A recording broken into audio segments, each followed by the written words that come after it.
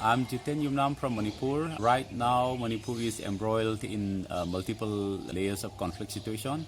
The recent conflict is more of a conflict within the indigenous Meitei and the Kuki tribes in Manipur.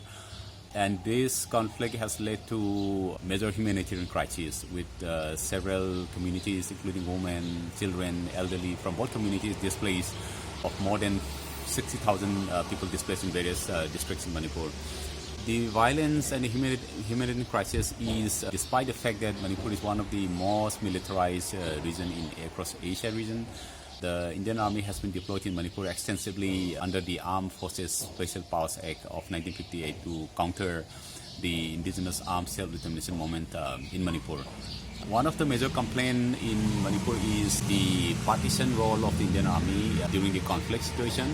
And there are complaints that the Indian security forces are directly responsible in targeting the media and also the indigenous women, and also in condoning some of the arsoning and the direct violence perpetrated by one of the major community in Manipur.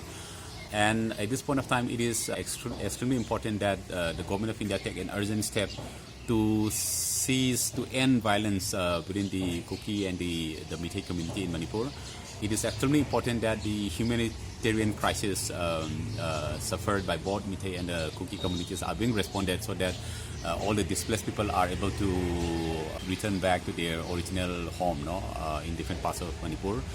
And according to the different calls of Manipur, it's extremely important that the government of India also revise its peace agreement with some of the ethnic groups, because the perpetuation of peace agreement or suspension of operation with particular armed groups, particular ethnic groups in an overlapping territory, it has actually fueled more violence. It has actually fueled more misunderstanding, tension, and conflict in Manipur. And one of the major calls here is also to repeal and also to withdraw some of the emergency special laws like the Armed Forces Special Powers Act, which confer emergency powers to the government of India to suspend some of the fundamental rights. So these are some of the immediate demands. And then another demand that has come forward is, asking the government of India and its security forces to stop all form of violence on the people, including arsoning and also targeting the media or even harassment to the women folk in Manipur.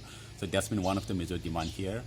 And accordingly, Manipur is also facing a lot of development aggression perpetrated by the multinational companies of not just the government of India but also other developed countries.